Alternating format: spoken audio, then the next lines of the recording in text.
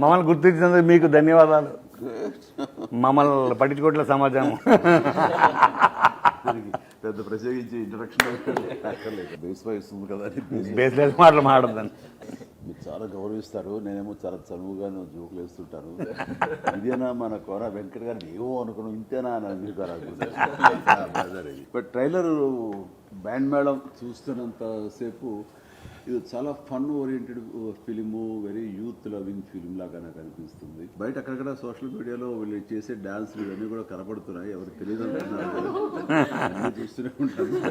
కోన వెంకట తనకు ఉన్నటువంటి ఎక్స్పీరియన్స్ తోటి దీనికి అన్ని రకాలుగా కొంచెం జాగ్రత్తలు వహిస్తూ మీరు అనుకున్న అది ఖచ్చితంగా రాబట్టే విధంగా తన ఇన్పుట్స్ ఉంటాయని నాకు తెలుసు. Plus Satish director, young director, తను చూస్తుంటేనే చిన్న డైలాగులు పనిచేస్తూ అవి ఉంటూ ఫన్ ఓరియంటెడ్గా ఉంటుంది. ఇలాంటి సినిమాలు ఎప్పుడైనా సరే సీరియస్గా చెప్పాలని ప్రయత్నం చేస్తే చూద్దాం అబ్బాయి ఎంత సీరియస్. బాగుంది, ట్రైలర్ బాగుంది. అండ్ 26 మార్చ్ వీళ్ళందరికీ నేను ఆల్ ది వెరీ బెస్ట్ చెప్తాను. ఈ సినిమా ఖచ్చితంగా పెద్దగా మన ప్రమోషన్స్ ఏమీ చేయట్లేదు, నాలాంటి పెద్దగా చెప్పనక్కర్లేదండి. Very happy.